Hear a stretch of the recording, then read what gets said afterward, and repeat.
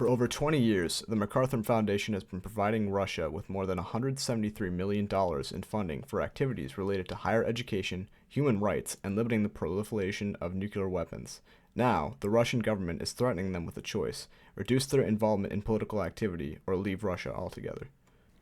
Education USA, a non-profit organization that helped students take foreign tests and apply to higher education institutions abroad, closed its offices all over Russia. Freedom House immediately called the legislation enacted by Russia's president a grave mistake, which placed them on top of the blacklist, also known as the Patriotic Stop List. Imagine now that you are a foreign NGO simply wanting to embrace human rights and democracy, things that seem so essential. Imagine how would you feel if you were immediately told that you must stop all operations or be sentenced to prison. This is the reality of most foreign NGOs currently operating in Russia. The law attempts to control NGOs based off of aspects such as outside funding, rendering the NGO completely helpless to the Russian government. The Russian government also has the ability to shut them down if they deem appropriate or implement fines to the organization or its members. The fear of becoming a victim to the Russian government has caused many foreign NGOs to voluntarily shut down. The Russian government's involvement significantly limits the development of NGOs, making the non-state world outcome from the NIC 2030 report less likely while increasing the chance for a stop-engine outcome. On July 13, 2012, the Russian Foreign Agent Law was introduced. The law states that any NGO that participates in political activity or receives foreign donations must register with the Russian government as foreign agents, which is another way of saying that they are essentially registering as spies. After registering, NGOs must be audited, which can be a lengthy process. At any point during this time, the Russian government can suspend the NGO for up to 6 months and can intervene and disrupt the NGO's internal affairs. After being audited, NGOs are allowed to operate somewhat normally, with a few exceptions. The biggest exception has to do with an NGO's primary source of income, which is donations. Any donation above 200,000 rubles, which is about $5,000, can be rejected by the Russian government. As NGOs operate mostly off of donations alone, this significantly limits the operating capabilities of the NGO. In May of 2015, President Putin introduced a follow-up bill called the Undesirables Organizations Bill. This bill allowed for Russian prosecutors to declare NGOs as undesirable, which is defined as any organization posing a threat to Russia's defense capabilities, security, public order, or public health. Any of these undesirable NGOs can be shut down and forced to cease operations in Russia. Organizations that do not disband after being given notice can receive up to 6 years in jail or huge fines. These laws and bills are specific attempts by the Russian government to intervene in any attempts to improve human rights in Russia. As stated, the Russian government passed these laws under the guise of protection. However, the trend seems to be that the Russian government is interfering with domestic and foreign NGOs that advocate for the improvement of human rights. The majority of NGOs operating in Russia are not in favor of this new law. As stated in the beginning, the law limits the ability of the NGOs to operate freely in Russia. In addition, the law does not provide consistency for the NGOs, ultimately making it harder for the companies to work with the Russian government. For instance, the NGOs are constructed in the way that they can function. If a company receives a donation, the donation can be denied or monitored. Overall, the regulations and sanctions associated with this new law make it incredibly difficult to operate and also deter most companies from continuing operations out of pure fear.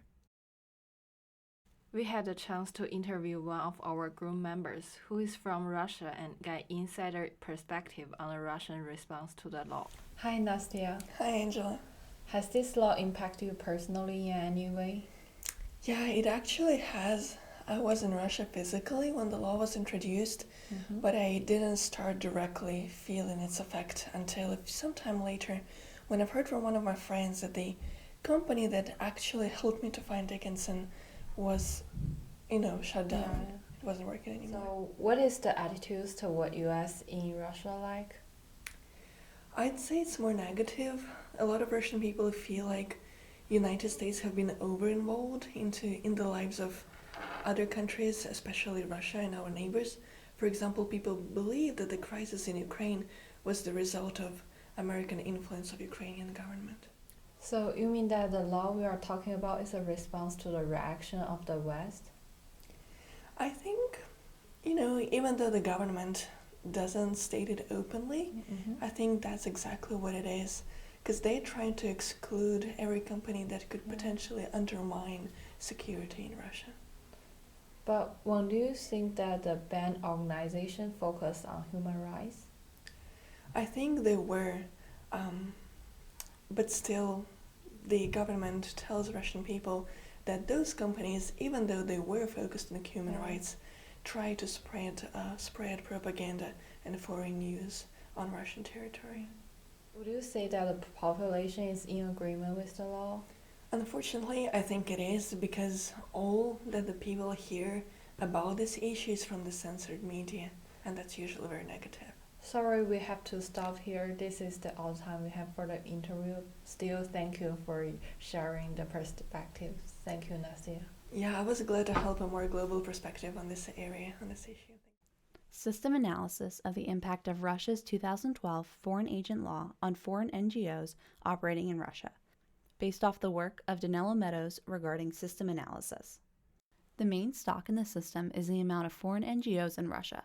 As seen here, the flow of wealthy individuals from foreign countries positively influences the primary stock with the influx of money and capital. To the right of the primary stock, you can see that there is an external disturbance, Russia's 2012 foreign agent law. That stock, Russia's foreign agent law, controls a negative reinforcing feedback loop between the primary stock and its product flow, societal change, which is non-ideal. Russia's foreign agent law diminishes the ability of the foreign NGOs to operate in Russia and therefore hinders the NGOs' ability to promote societal change, thus giving the Russian government more control over society. If foreign NGOs do not have the ability to positively flow into societal change, the other stocks, such as human rights, education, LGBT movements, and democracy, will not operate at their highest potential since they rely on the efforts brought forth by those foreign NGOs. Ultimately, then hindering individual empowerment, which is the ultimate goal of foreign NGOs that operate in Russia. If the foreign agent law stock became overpowering in this non-state world-based system, then that could launch Russia into a stalled engine outcome because society will revolt, the government will retaliate, causing mass interstate conflict. Other outside factors are the possible involvement of foreign governments that could help the primary stock combat the negative reinforcing feedback loop of the foreign agent law stock. But U.S. disengagement, a black swan, could also happen, which would be vastly detrimental but not likely, because most of the targeted foreign NGOs are American-based. Lastly, two markets, the market for loanable funds and the market of goods and services, from the Russian viewpoint, are greatly affected. The market for loanable funds will experience a rightward shift in supply due to the fear that there would be little to no return on investment or that a donation would be useless. Thus, wealthy individuals, the financial drivers of NGOs, would restrict their investments and increase their savings. Also in the arena of goods and services market, without the presence of foreign NGOs, certain services, such as educational assistance or other personal services, will diminish, shifting supply leftward and price upward.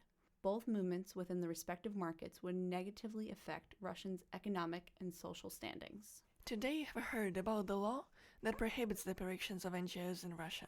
It severely restricts human and civil rights of Russian people by not allowing educational and social institutions to provide their services to the population, all of it wearing the disguise of protection.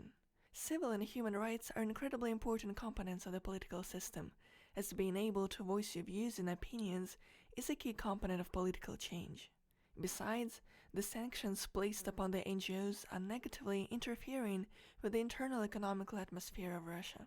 Thus, the current state of affairs and the disturbance it causes makes it likely for the stalled engine's outcome to happen. But only time will tell.